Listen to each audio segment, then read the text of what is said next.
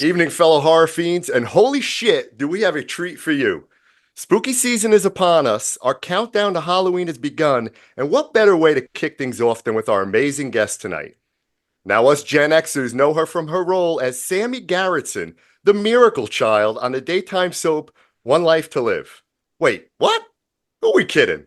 We all know she was the true rightful heir to the Myers rampage.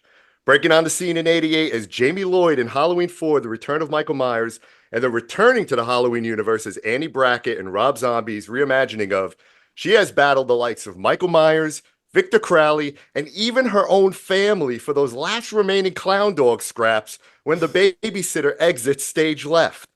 Today, she is the co-host of one of the better podcasts out there, Talk Scary to Me. Please join me in welcoming the legendary Scream Queen herself, Danielle Harris. Hi guys, Hello. How you doing? Hello. Oh, So Danielle, let me kick it off. I just mentioned Talk Scary to Me. I'm consuming those episodes. I absolutely love the chemistry between you and Scout. I mean, it's just you finish each other's sentences, and you talk about life. You talk about real shit that us listeners can kind of connect with. So appreciate it. I listened to your last episode, and you guys were really pumping up Scarefest in Kentucky. Yeah. So I guess my first question, since it was this past weekend, was how was it? And any highlights from that convention? It was great. I mean, I've been going to Scarefest, God, since probably the very beginning almost, maybe like 2009, 10, around there. And it just grows and grows and grows. But this year was like crazy. I mean, Matt Lillard and Skeet Ulrich had like 5-hour waits, and they're so great with their fans and humble and awesome. So they really set the tone for the whole show. And we did our Talk Scary to Me live there, and we had a great time. Did you get them on? I know you were trying to see if they can... Scout's like, we should have them on Saturday. I'm like, do you know how late they stay after the con, just making sure they get to everybody? And like, the last thing I want to do is ask them to come on our show. But we did have 3 guests, which was awesome. I don't know if you guys have ever done your show live before or out of your We studios. would love to. Oh my God. Well, we're not as famous as you are. It's complicated, you know, like each venue's different, and either my husband or Scout's husband comes with us and to try to set up the space, and you don't know what the soundboard looks like, you don't know how the music, you don't know how anything is going to be.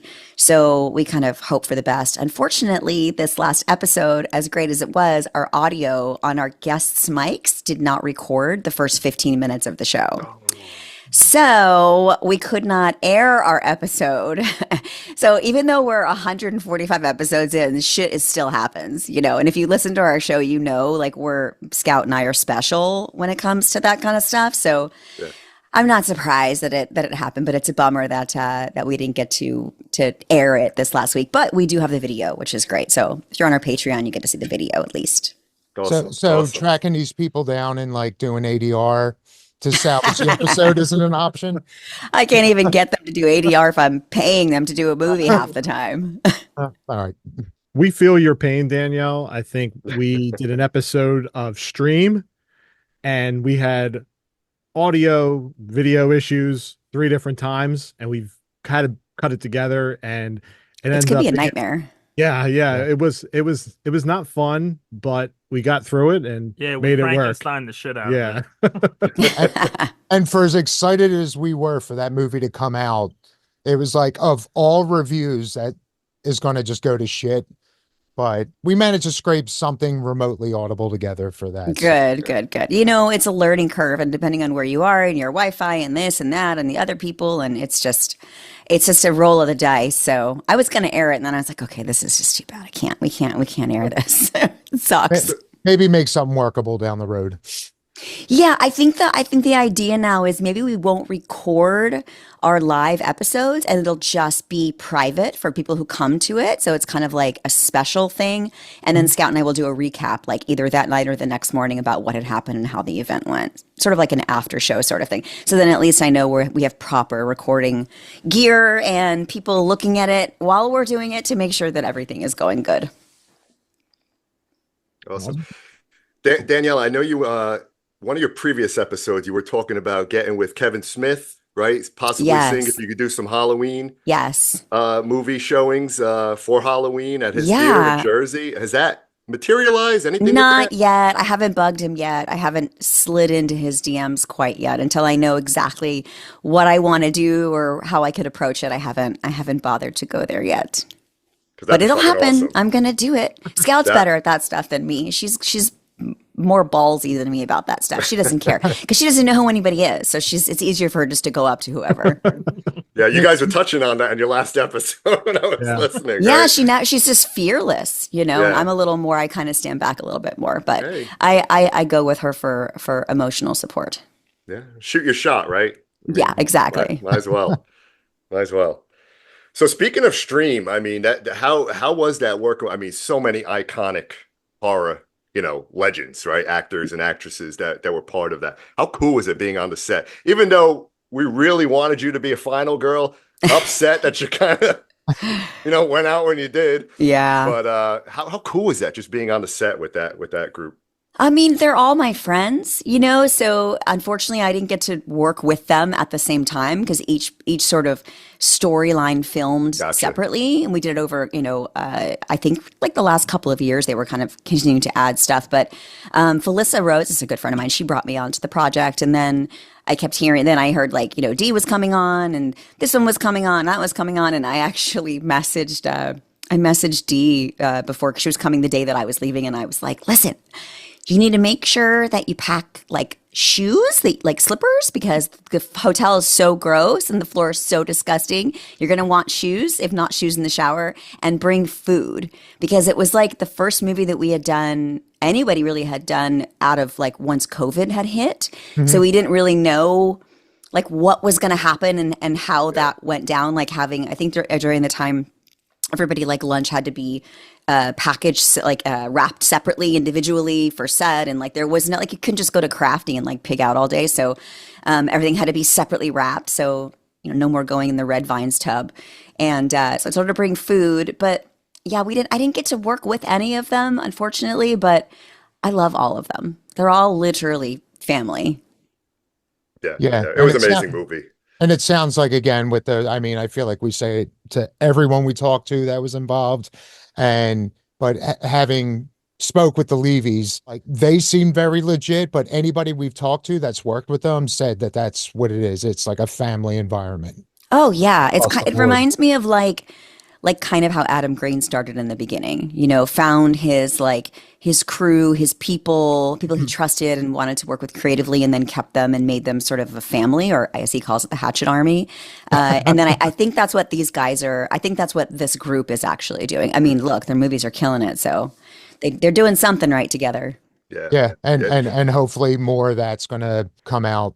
Yeah, for sure. Another thing we've been very preachy about is, there seems to be a small uprising of more independent people and that's coming out more into the yeah. mainstream. So, Doing shit their yeah, way, right? Making, yeah, horror Yeah. fans making horror movies for us, right? Yeah. So, I mean, we had Hatchet. Actually, I've got my pin on my Michael Myers back there that says oh support yeah, unrated horror from Hatchet 2 when we were in the theaters, before we got pulled out. But because we were like one of the first non-rated horror films to go mainstream, and that didn't last very long. But hopefully that's going to be a thing now when it opens it up to indie filmmakers. I mean, I feel like every year it gets a little bit better with the respect that horror deserves. So we're not quite there yet, but we're getting there.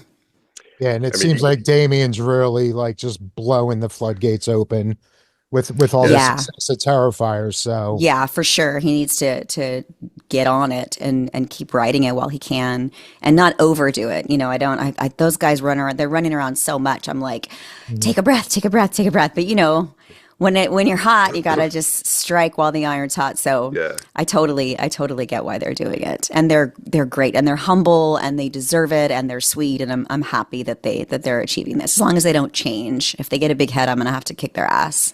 All of them. Nah, I don't think they'll ever do that. I just love that they're making horror movies. They're controlling it right. They're not allowing the studio to tell them to do this, do that. They're putting unrated shit. I mean, Terrifier 3 was like, wow. Like you Yeah. don't you don't normally see shit like that on the big Right. screen, right? Right. And the True, number one true. movie in America. So it's pretty cool what they're doing. We It's had we had awesome. uh we had David Howard Thornton on the show a while Mhm. back, and one of the rapid fire questions we did with him, we asked him what was his favorite kill from the franchise, Mm, and they're like, "You guys haven't seen it yet." So mm. I'm like, Got okay, it. I now we love it. know. He's great. He's the greatest. I guess speaking of up and coming directors, how did you get involved with Among Friends? What, are So you my friends with Alyssa or? I know Alyssa through Jennifer Blanc, who's married to Michael Bean. So I've known Jennifer and Michael for years. That's how I ended up doing their movie called The Victim together. So Crazy Jennifer brought the script to me and said they wanted to make it, and I was like, absolutely, I would love to take a stab at it. So Alyssa and I rewrote it essentially together and then cast it with all my friends. And I think we had like 2 days of pre-production, and then we went right into production and we shot in 9 days and that one space. So yeah, 7 actors in 9 days. Probably not anything that I'll do again.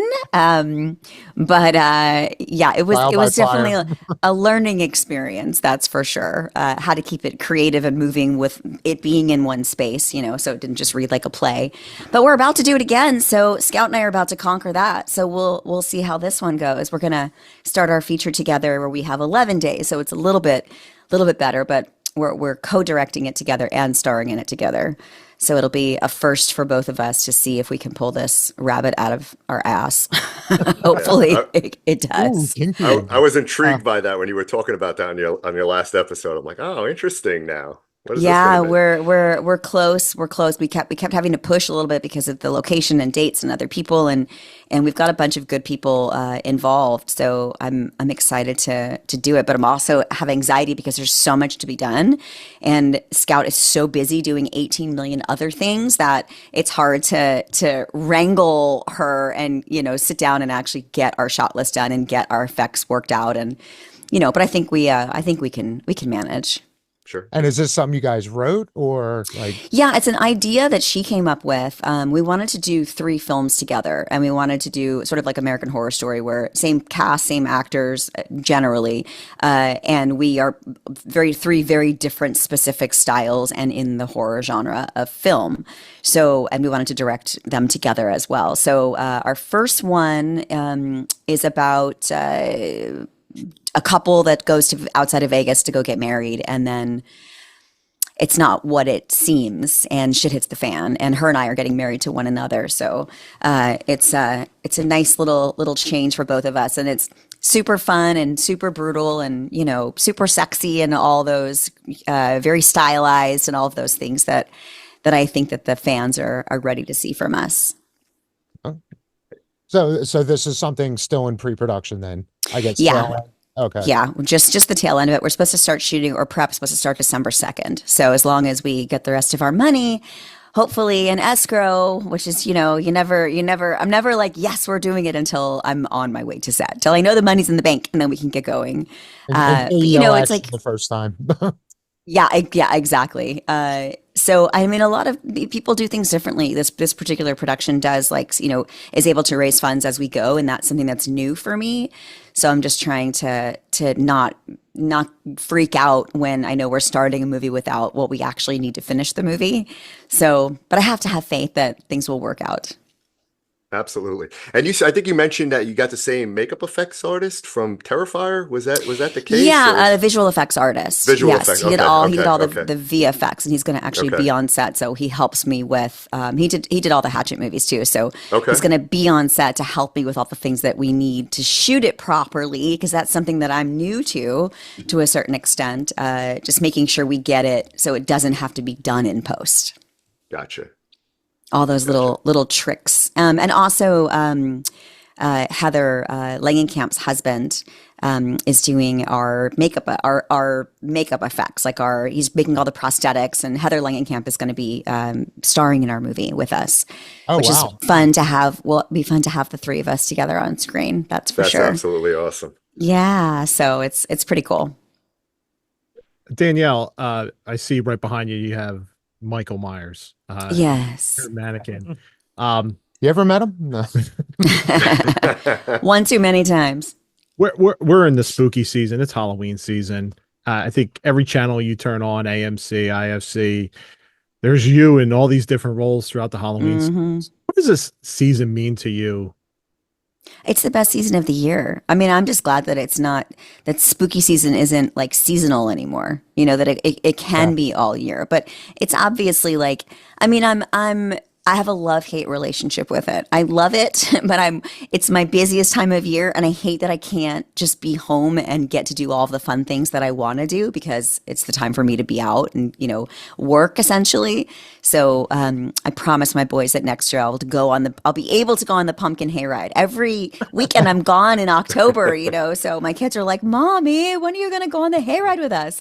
So I have to make sure that I take off next year. So I'm going to take a little time off, hopefully around this time next year, so I can do all of that stuff. But it's great. I mean, my shit's up all year long anyway. My office always looks like this. So it's the other things. We're actually going to carve pumpkins tonight because I leave tomorrow for Niagara Falls. So we're going to carve pumpkins when I get off with you guys. Oh, Oh, fun. Awesome. So we're known to go on tangents a lot during episodes. So I want to go in a time machine real quick because my introduction to you was many years ago when you were Teresa Kiner. Yes. I just want to know a little bit of background, how you got the role and stuff like that, because to me, that it will forever be my all-time favorite Boy Meets World episode. And I know we're, mainly horror guys, but we do dabble in other stuff throughout our episodes. So Right, sure. I had auditioned. I think that was my 13th episode that I auditioned for that TV show because every week Corey had some new girl, basically. So I went back and back and back and back, and I just kept going to producers and not getting it. And then this role came, and I was like, oh, there's no way that I'm not going to get this role. I think I do better. I feel more confident in those rooms when it's more of a tough girl character because I can play and feel a little bit. I'm a little more like that growing up in New York. So it was super easy. And I was like, oh, yeah, this is the role that I'm going to get. And I ended up getting it. But it took a long time. It took a long time to get that. And oh my gosh, Ben Savage. I was 17, I think almost 18 when I did it. He was 14, I want to say. And every time I went to kiss him in that kissing scene, he would pull back from me every single time. Or we had to be like, "Come here! Like you're supposed to like me, dude." So I think he was just scared, and I probably came in a little aggressive. But I'm supposed to come in aggressive, so I was just doing my job. But I wish that they brought me back for more episodes. That would have been cool.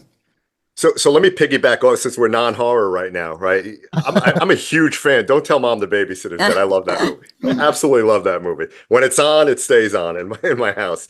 Me too. So do you still like connect with Christina Applegate? I mean, obviously she's going through a lot, right? Yeah. In her I life. I'm just haven't I curious. haven't talked to her in so many years. I would love to. I'll send her little messages or like comments on her Instagram and on their podcast and stuff too. So yeah, it's scary. There's a lot of bad things happening to a lot of people that I grew up with or worked with, or people are starting to get sick and pass, and there's a lot of things going on lately. So I mean, even the convention that I went to this last weekend, I was like, God, there's some of my friends are they're kind of getting up there, and I hope that I see them again. There's a couple that were in their 80s that I've been doing shows that I've worked with, doing shows for many years, other horror icon actors. And it makes me sad because I don't know if I'm going to see them next year.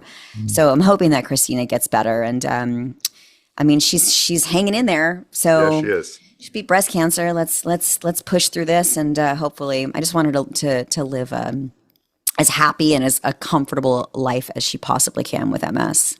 Amen. Yeah, we actually chatted with Dee Wallace last night. Oh, nice. Yeah, and she looks absolutely amazing. Yeah, she looks for her. fantastic. Oh my God. Oh yeah, What she an looks great. amazing woman.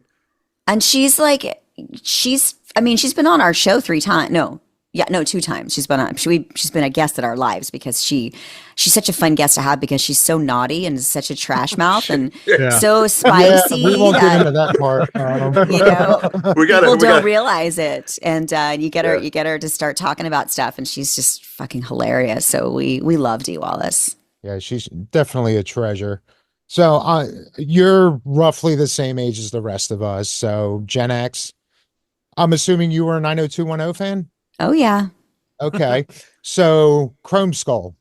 yes. Did you geek I mean, out? that's the only reason why I did that was because of I was going to Brian. say, well, yeah. I Did mean, that? because Rob, the writer, director, was a friend of mine, and he wanted me to do it, and I was like, the only way that I'll do it is if my scenes are with Brian, and he was like, done. So that was pretty much it. I came on for the day, made $200, and I had my scenes with Brian, and I was out. So that was exciting for me. He's a sweetheart, and yeah, I was obsessed with 90210 growing up. And Brian used to be friends with Robin Thicke, and they used to and I went to school with him with Robin. So it was kind of like he kind of hung around a little bit. And I remember them rolling up to my school in like a blue Lexus GX, like 350 lowered, blacked out, whatever, with he had like a blue car with like blacked out windows. And I thought they were so cool.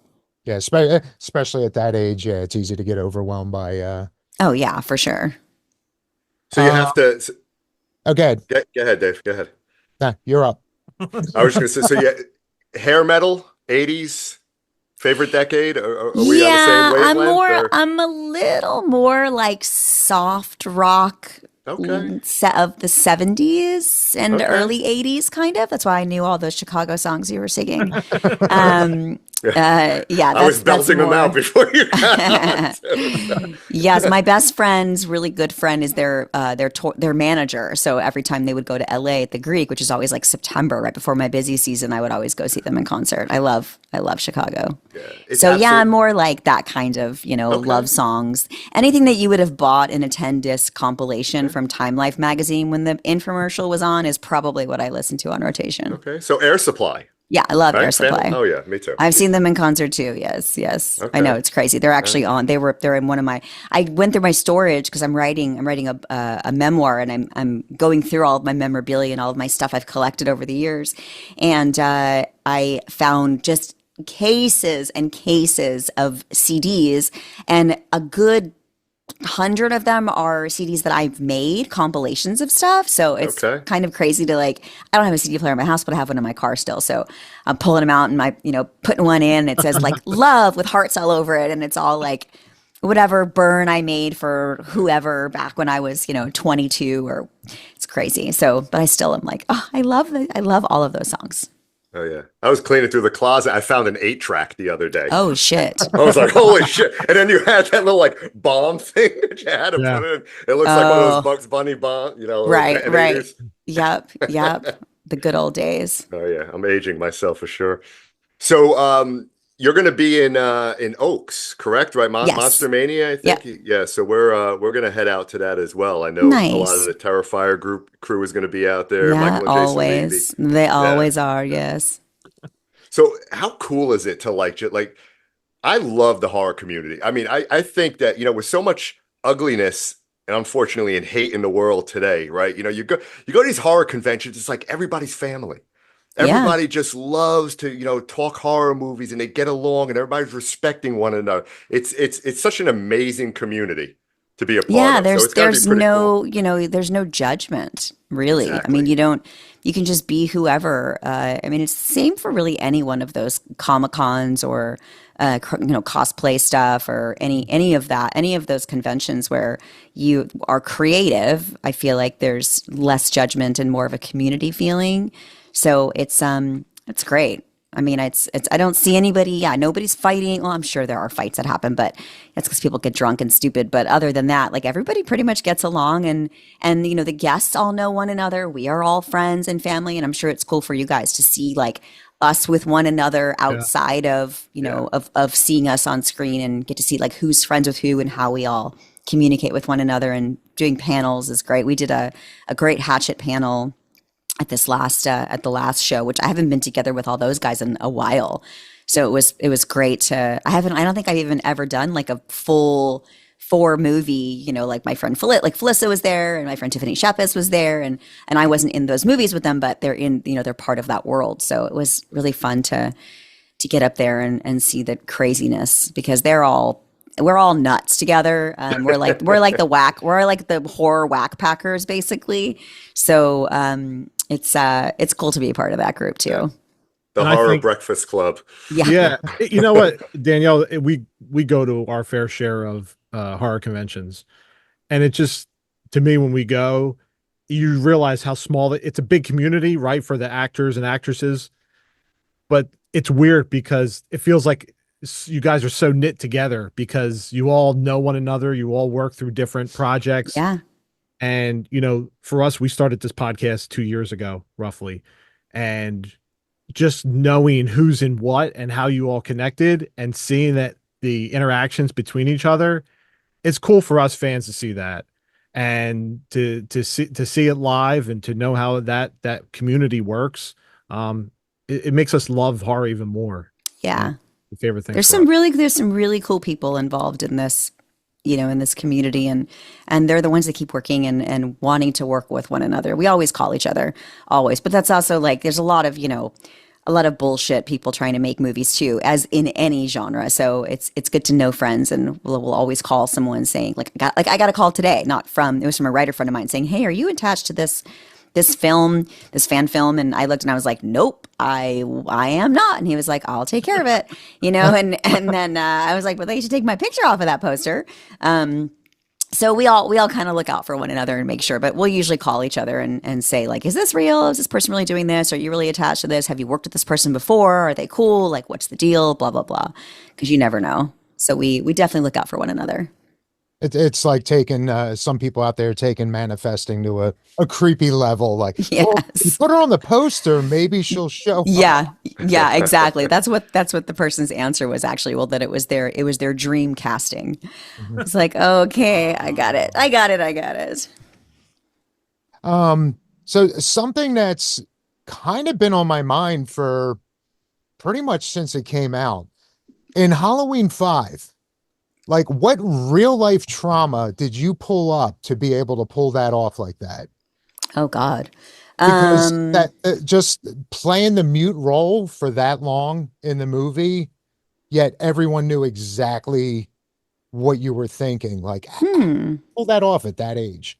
I have no idea, to be honest. I don't know. I watch it too, and I'm like, dude, what did I have to go through to get there?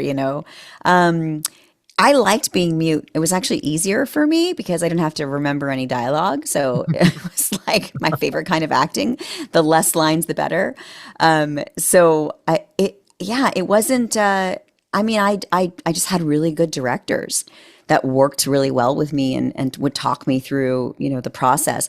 I don't remember exactly like what they would say to get me to that place or where I had to go inside to do it. But I was in acting class since I was 5, so Okay. I had learned to cry essentially from a pretty young age, and I also had real connections with the cast. I had a real connection with Ellie. I had a real connection with Wendy Kaplan. So all of the scenes where something had happened to them, I was probably my first time having like authentic, having those emotions available in scenes when you have never experienced that. Like those are the feelings that every actor wants to have in a scene where you're like, oh my God, that was fucking real. Where did that come from? That felt really good. Like that's going to look really good because I believed it. And it's cool to see that I was able to access that from so young and not even realizing that was there. And then that would be my first time to experience probably why I ended up staying in the business to begin with. But they put me through hell, man. I rewatched Halloween 5 last year for the first time in a long time, and I did not realize how awful Loomis was to Jamie. I mean, watching like the end, and he's holding me in front of him like a shield, so Michael doesn't kill him. It's like I'm a mom now, so to me, just to think of that is just, I don't know why it didn't look weird in 1989. I guess it was just sort of, I don't know, maybe I just see it through different eyes now. But yeah, he was brutal to me. Not in real life, obviously, but Yeah, I was gonna say, as character. yeah. I mean, Donald Pleasance is amazing, but Yeah. after 2, yeah, he's kind of a scumbag. It's Yeah. all him making his mark. Yeah, I didn't, because I felt like maybe I wasn't aware of that until I saw like Malcolm McDowell's interpretation of the character, and I was like, "Ooh, he's really mean." I don't remember Loomis being that arrogant, and then going back and watching, going, "Oh, he just did it in a different way. He did it in a quieter, smarter way. It wasn't so in your face like Exactly. Malcolm did." Yeah. He just got frustrated. It's like, fucking die already. Right, right. Oh, it's Evil doesn't six die, Loomis. remember?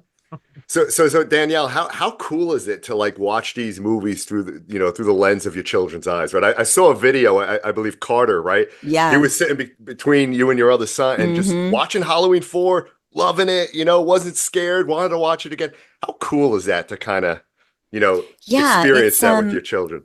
it's I mean I don't know. They haven't seen it yet. They've only seen like I covered their eyes for most of the very last scene, and then I just wanted them to see me at the stairs because they've seen the picture before. But yeah, they don't really get it yet, and I don't know how it's gonna be like seeing their mom go through. Like my older one's so sensitive. We went to see The Wild Robot, and he cried the entire movie. So I don't know if I could take him to if I could let him watch like his mommy getting tortured. And I don't know because I'm little if they'll put the two and two together, or so I'm going to wait a little bit before I Sure. actually show them something. But then I see kids, that come to shows that are like 4 that have seen it 10 Yeah. times. You're like, I don't know. I haven't quite figured that out yet. So, I saw so like he- 11-year-olds in Terrifier 3. It blew me Oh, away. I God. was like, Oh. Yeah. what the hell are you doing? Yeah, no, that would not be. I mean, I don't even like I keep having to fucking delete YouTube on my phone because they keep re-uploading it on the app on their phones, and they're watching like naughty things. So I have to make sure that I keep an eye on that stuff. My Carter likes to watch like bad word, like stuff he shouldn't be watching, and then Jagger likes to watch girls. He wants to look at girls, and mermaids or bikinis or like any kind of that, that stuff. So I got to be careful with those two. so it's probably going to be at least another 10, 15 years before he can watch Zombies H2. Oh yeah, for sure. I'm Definitely sure don't- their friends will show them before I show them. Yeah, that's I mean, even us as adults, that's a hard scene to watch. And Brad Yes, Dourif nailed it. he did. And what's funny is that I wasn't even there for Brad's scene. He didn't want me in the room. Oh wow. I asked if he needed me there, and he said, "I don't want you here. I can't have you here." So it was too hard for him because he's like a dad to me, and his daughter and I are similar, and I think it was very easy for him to go there. Again, that's that organic, that moment when you have real chemistry for someone that you don't have to act those feelings. They just like bubble up out of nowhere when you think about that person dying. So I think that's where he was able to go with that. But I just love that man. Yeah, he's amazing. So normally, you're known as a legendary scream queen, but you've also been killed many times on screen as well. What would be your favorite death scene in all the horror movies you've been in? I mean, I think Stream probably takes the cake so far. Spoiler alert, guys who haven't We- seen Oh, it. yeah, we spoil the shit out We of spoil everything. everything. We warn our listeners. Everything gets spoiled here. Yeah, that was that. I mean, Halloween 2 obviously is probably the most iconic for me because it was like a death of that part of my my childhood essentially. But yeah, I think the most creative is probably the one that I just had in the stream. Yeah, that was a nice rip he did there. With, Yeah. with Jason. And when we Uh, reviewed it, right, the problem I had was like, I wanted your on-screen husband show some emotion. I mean, Danielle Harris is dead over there. I'd be bawling my eyes out. It's Yeah, like, we were I trying know. very Come on hard now. in the theater. I was like, And I she's was gone- and I was she's in the gone room for already? that stuff. I guess it's hard to cry for some people. I don't know. For me, not so much, but maybe for guys, it's like a harder thing to access. and Yeah. so how close was Elaine, right? I'm drawing Yes. a blank on Elaine the name. Keenan. right? How close is Elaine to your parenting style? Similar. I mean, I think I don't really. I don't know. I kind of play myself in everything with a little differences depending on the situation. But yeah, I see me as a mom. I did a movie called Natty Knox too, where I was also a mom, and Scout actually saw it with me, and she was like, "It's so crazy to see you a mom, but you mom on screen exactly how you mom in real life." So I don't know if it's writing or what it is, but definitely I don't know. I think I kind of play that part of myself, but I didn't I don't think I played a mom until I actually had kids. So I'm curious to see. Oh no, that I played pregnant before in that movie Stakeland that I did, but I didn't actually have any kids. So yeah, I'm mom like I'm mom on screen. Okay. Yeah, because I just remember having like these flashbacks of growing up. It felt like, for me and everybody I knew at the time, that's what parents were like. They were like, don't be an asshole. Yeah. Like, I was there. I know what you're doing. Yeah, Be an 100%. just don't be an asshole about it. And I feel like you don't see a lot of that in parenting anymore. So it was almost like a bit of nostalgia with that. Yeah, I mean that's why I got my kids out of LA and took them to Texas because I just wanted them to be boys and them to have manners and to be good kids. So I felt like LA was sort of not allowing that to happen without me being, and then once I moved out of there and then going back, even friends or people that I had, my kids' friends' parents, I'm like, oh, you're like that LA parent. We're like, don't want to yell at your kid. Don't want to, everyone's a winner. Like, no, that doesn't happen in my world. I want them to get it, and Yeah. be raised like regular people. Yeah, it's awesome. That's why I'm glad I grew up in those times. I got to experience, the days where there were no cell phones, there was no social Yeah, media, right? it's the You went best. outside and you were hanging out with your friends, right? Yep. And so I yearn for those days sometimes. Yeah, I know. It's It was simpler crazy. back then. Oh yeah, I mean even this morning I carpooled with, a bunch of kids to school in the morning and as soon as they get in the car, they want this, they want that my iPhone, they want the iPad and I'm like, dude, come on, let's just play music. So and then they want a DJ, which is fine. I don't mind them DJing. But then they picked like it's raining this morning it's raining tacos, fishy on me, some shit from I don't even know what it's from. It's raining tacos. What else was it? And then yeah. Oh, and that was the rain tacos from Coco Melon. Anyone that has kids probably knows what I'm talking about. Yeah. Yeah, it was one of those. It was one of those mornings, and then some other. I don't know, some Fortnite, some other songs. I mean, my kid went to see his. Put it this way, Jagger just went to his first concert with my husband last weekend. He took him to see Eminem. So, and he's Nice. just turned Okay. 6. So yeah, he was super stoked. And then Carter's first concert was the Stones. So I'm sorry, no, it wasn't the Stones. It was Bruce Springsteen. So Okay. we're starting him off. We're starting him off right.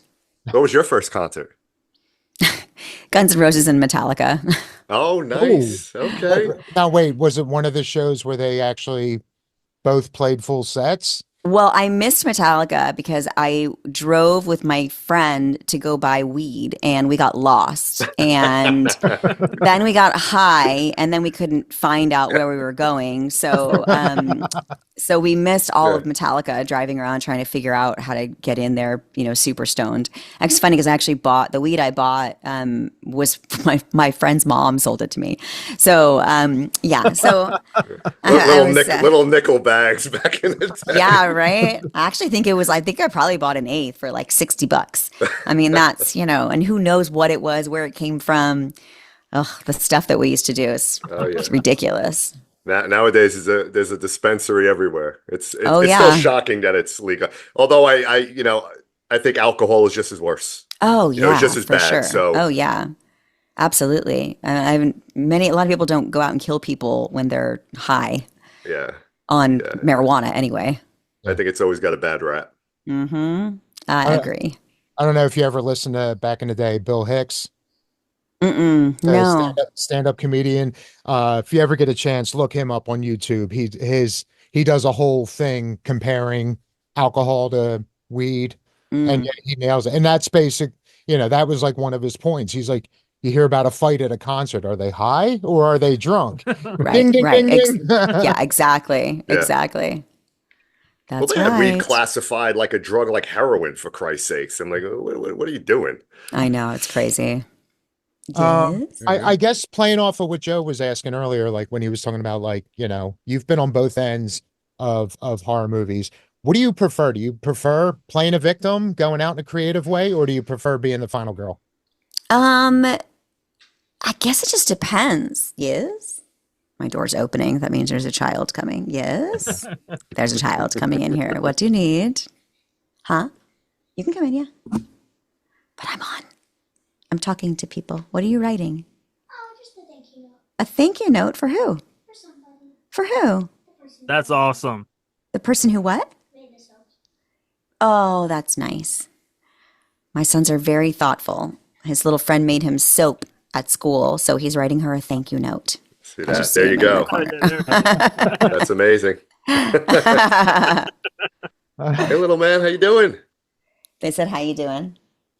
You can't hear you because you're on my Good to headphones. meet you. They I said, think "Good it's to meet you." awesome that you're writing a thank you card, by the way. That's fantastic. That's awesome that you're writing a thank you card. That's fantastic. Yeah, he said, yeah. That's Yeah, great. I know. Yeah, exactly. I'm gonna have to go soon though, so I can go do their pumpkins before bedtime. Yeah. Okay. So do you wanna I don't want to, keep you that. I know you got things to do. You want to roll into rapid fire or Yeah, sure. okay. Okay. You guys good with that? Sounds Yeah, good. Yep. You're Everyone on. up there? All right. Yep. All right. Okay, so here we go. Here we go.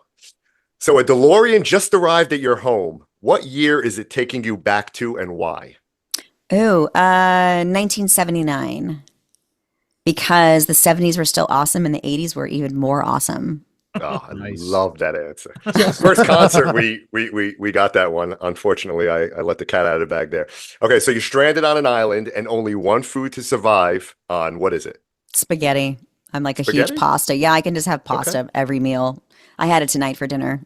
I grew up in Howard Beach in Queens, so it's like super Italian. I always loved Italian food. So anything Italian, really. My wife and I we went to Sandals and I had carbonara for the first time, like a year ago. What? I know, and Or I'm do you live in 100% a hole? How do you never had carbonara? I'm 100% Italian, and I hate What? tomatoes, Danielle. By the way, I will ask my wife to to blend why the you tomatoes. You've never had carbonara. I never but had you carbonara. don't eat sauce, so you're And not a big pasta eater then. Yeah, I love pasta. I have to have. I can't have chunks of tomatoes. Okay. For You whatever like reason. do you like red sauce though, or I love red sauce. Absolutely. okay? Gotta be You just But I never can't. had It's got to be carbonara, so- pureed or whatever. Yeah. Amen. This Yeah, is why we have him in a I'm that separate guy. Yeah. Okay, so do you love ice cream? I do. Okay, if you had the ability to create your signature flavor for Ben and Jerry, what would it be? It's going to probably be something coffee mixed with Rocky Road. So probably like coffee swirled with peanuts and chocolate chunks and marshmallow. Okay, big coffee drinker? I am, yeah. Oh yeah, me too. Me too. I'm just glad you didn't say spaghetti flavored. I like salted, like I do salted caramel. I like any kind of like Oh, yeah. salty sweet mix. Yeah. Yeah, they got a cannoli. They got Ben and Oh. Jerry's, which is it's I fantastic. love cannolis. Okay, so favorite decade of horror? I think the 90s maybe. Oh, Joe, there you go. Yeah, I think there were some really fun, but I also feel like in the 90s it was all teen horror and I was a teen, so I think it just like it resonated with me and it was more fun and maybe because I knew a lot of the people that were in them too. So I enjoy those, those movies. Okay. Okay. Favorite horror villain? I mean, I would be dumb to say anything other than Michael Myers. Okay. So you can eliminate one trope from the horror genre. What is it and why? One trope. Give me some examples.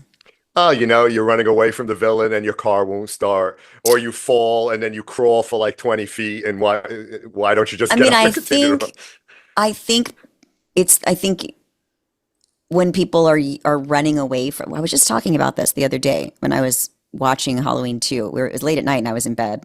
And I said to my husband, I don't know, do you think you would actually scream that loud when you're running away from someone and you're trying to not have them find you?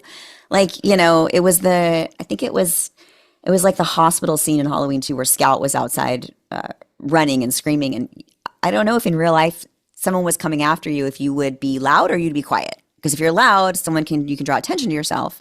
So I think that's always something that I struggle with, the help me, somebody please help me. Okay. I try to stay away Right. from those. And you're running top speed, yet the villain is walking, and it's still Of course, top of speed, course. right? Yeah, always. Okay. If you can choose one actor or actress from any generation to work with, who would that be and why? Oh, gosh. Oh man, I don't know. There's like so many of them. God. We stumped Danielle Harris. You did. I'm like, would it be, would it be Pacino, like anyone in their prime, anyone back in their, their heyday? Like, even if I could go back to the Last Boy Scout and work with Bruce, knowing, like, as an adult, knowing how cool that was. I don't think I really realized that when I was so young. And that was like, Die Hard, like up the height of like what he was doing. But yeah, I mean, God, it could be like, I think of like Goodfellas, I think of like Ray Liotta, or Terms of Endearment, De Niro. I mean, any of those guys, really, any of those guys. Of course, I would prefer to work with men. I don't know why. I just always prefer working with men for some reason. I don't work with women very often. It's very strange. But I think, that would, anyone from their heyday, really. Okay. If had a choice of one acting role you wish you could have done, what is it and why? Gosh, there's this. I mean, there are a couple jobs that I came close to that would have like changed the projection of my career. One being Party of Five, which Nev Campbell beat me out for. It was between her and I, and then that kind of started her career. And then I also tested against her for The Craft, which she also got. So a couple of those little, where maybe it would have been me on Scream versus. I mean, who knows? Who knows? But you would have been awesome in The Craft, by the way. That would have been amazing. Yeah, I would have. I wanted to do the movie so bad. That was a scary screen test too. That was like a full studio screen test. But and like I almost did that. I tested for that '70s show for Laura Prepon's role for Donna. Like that would have been super cool because I just come off of doing Roseanne and it was Carsey Warner as well. So they brought me in and I went to network against her for that. So it would have been very different if I were to be Donna than Laura was. But it would have, changed the how my career I think had gone after that. Okay. Okay. I think you noted that your aspiration is to one day learn to play the guitar. Yes. Okay. I would love to. What I would don't be know if the I'll ever first do song? it, but What would be the first song that you would want to learn on a guitar? Probably a James Taylor song. Okay. Yeah, probably something pretty and simple that I could or maybe a Fleetwood Mac song. But I think James Taylor might be a little bit easier to play. Okay. So not Welcome to the Jungle by Guns N' Roses. Definitely not. I'm going a little more acoustic. There you go. So any crazy talent that you have that you can share? Nothing crazy. I'm really good at like interior design and clothes, and like I have a special knack for I can go shopping for people without them being there and dress them better than they could dress themselves. It was more special when they didn't have like services doing this stuff. Now they have people that are doing this stuff for you, But I've always been able to go into someone's home and help them, renovate it, help them. I'm really good with like home renovation stuff, and I love all those shows. And my husband and I do all of that stuff ourselves. Okay. So I love to rip apart. I love a good demo, and I love the design element of creating new space. Just not the cleanup in between. Oh, I like that too. I know that's weird. I know that's my OCD. I know. I'll get in there and take that stove apart and scrub the shit out of it. So, it's I love when a dumpster's outside my house. That means I'm throwing shit away. So that's my favorite. Okay, I need my man cave rearranged here, Danielle. So. All right. So, oh yes. Current state of the world today. Would you want social media in it or out of it? Out of it. I don't. I know way too much about the things that I don't want to know about. Love it. I'd rather be naive. I'd rather be dumb than see everything that is actually going on. And I don't know if it was always like that or we just have more access to seeing how awful people are. But it's not a good look. Yeah, social media definitely brought home the fact that ignorance really is bliss. Yeah. Oh yeah. And it gave bullies a platform, right? There's no accountability whatsoever. You're behind a keyboard. You can do whatever the hell you want, say whatever the hell you want to say. And you would never say it if you were in front of that person. No, of course not. Face to face, right? So no. It's I try to stay off that stuff. I hear you. Okay. You have the opportunity to interview any human being from any generation for 1 hour on your Talk Scary to Me podcast. Who is it and why? Gosh, these are hard questions. Not your usual rapid fire. There's nothing rapid about it. No. God, for an hour, maybe. I don't even know who would I want to have on. Who should I have on? Who, if I had to pick anybody, who would I want to have on here? I don't know anybody. You don't know anybody? Doesn't know anybody. Supposed to say- You're like Auntie supposed to say Scout. you're- She doesn't know anybody either. Like You could think about it and tell us at Oaks. Yeah, I'll think about it. I mean, I would say, yeah, I'd like to sit down with Jamie Lee Curtis, but that was probably before I actually met her. So we could talk about Yeah. Halloween, but she doesn't like to talk about Halloween so much. So, look at you, your sweet note. You wrote a very nice note. I heard about that interaction between, I was listening on that's interesting. Yeah, that was, exactly. Why are you laughing? Barbara Walters would be interesting to sit down and interview. Okay. I mean, Okay. I would rather be interviewed. Like my dream, going on the Howard Stern show would be like, that's like a bucket list, like dream come true. So I would like to be interviewed by him. That would be cool. Okay. I'm Like, surprised down that with hasn't him. happened Realistically, yet. you would have Yeah. been on there by now. Yeah, I'm friends with some of them on Instagram, so like we'll chat and whatever. But I don't know. Like he's getting more open to like different types of people. I'm not like famous famous enough, I think, to be one of his like interviews, and I don't want to be like, a girl with tits, or, I could probably judge Cocktober or something like that, but I don't really want to be, I don't want that to be my experience on the Howard Stern. I want to wait until I'm worthy of actually being interviewed by him, the greatest interviewer of all time. So that's on my, even if I'm 70, I'll still be, well, fuck, he's probably not going to be here by then, but I guess I got about 2 more years. I better hurry up.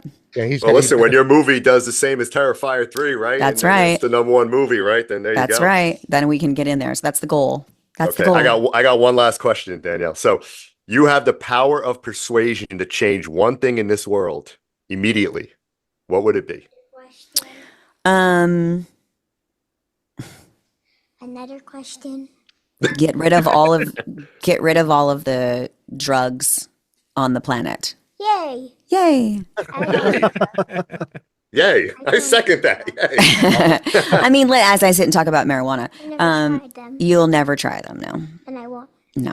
Okay, goodbye. Did they hear me? The stuff, I mean, if I could just wipe out all of these hardcore, drugs that are coming over and that are killing people, I would do that. Oh, yeah. All the I would fentanyl get and rid everything of that's it. going Yep. on right now, right? Yeah, It's if I could horrible. remove all of it from the planet, I would. My other child is walking in here right now too. Okay.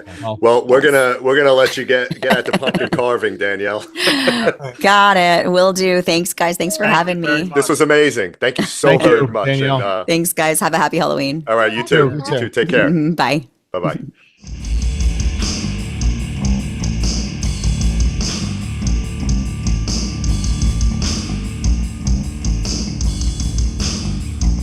You've been listening to What an Excellent Day for a Podcast, where we use the number 4 to save you time. Check out our entire catalog at excellentdayforapodcast.com.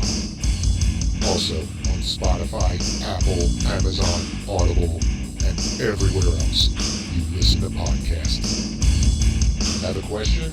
Email us at excellentdayforapodcast@gmail.com. But guys, I want to interact on social media. Excellent. Did we get there? Follow us on Twitter at ExcellentDay4A. Otherwise, search for What an Excellent Day for a Podcast to get our Facebook page, our group page, Instagram, YouTube, and our newly launched Twitch channel. Come say hello, share them all,